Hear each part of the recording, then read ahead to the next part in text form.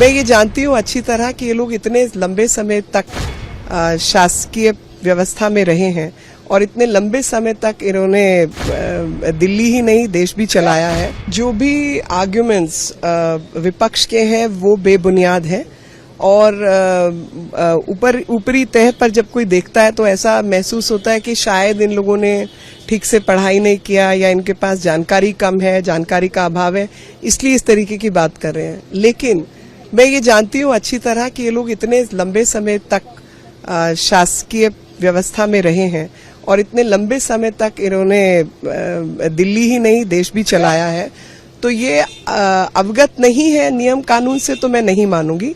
लेकिन हाँ, मिसलीड कर रहे हैं, दुनिया को गुमराह करने का काम कर रहे हैं। ये भली भांति जानते हैं कि भारत का जो संघीय ढांचा है वो फेडरल स्ट्रक्चर नहीं है, वो क्वाज़ाई फेडरल है और उसमें केंद्र को हमेशा से प्राइमेसी मिली है। दूसरा आर्गुमेंट कि दिल्ली एक राज्य है और राजकीय व्यवस्था को छिन्न भिन्न नहीं किया जा सकता। राजकीय व्यवस्था को भी बदला जा सकता है अगर वहां पे अनियमित चीजें चल रही हैं, वो एक अलग विषय है। लेकिन दिल्ली यूनियन टेरिटरी है, केंद्र शासित प्रदेश है with legislative assembly. Legislative assembly का होना या ना होना उसका जो मूल कारण है, जो उसके मूल में है, वो मूल विचार जो है वो यूनियन टेरिटरी का ही है। और क्योंकि ये यूनियन टेरिटरी का विषय है तो केंद्र को वापस प्राइमेसी उस विषय पर होती है।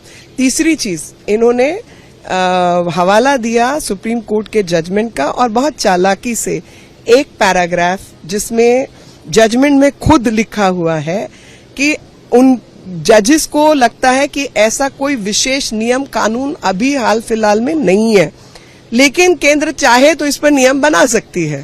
तो केंद्र ने आपकी समझ को सामने रखते हुए, हमारी समझ थी कि वो अधिकार केंद्र के पास हमेशा ही है, रिजर्व पावर्स है, रेजिडुअरी पावर्स है, उसमें ये पावर हमेशा केंद्र के पास है। मगर जब कोर्ट ने ये कहा कि आप चाहें तो नियम बनाएं, तो हमने स्पेसिफिक नियम उसको लेकर बना दिया। तो इन सब तर्कों को सामने रखते हुए यही लगता है कि विपक्ष जो है जनता को गुमराह करने का काम कर रहा है और असलियत में इनके पास कहने के लिए कुछ बचा नहीं है।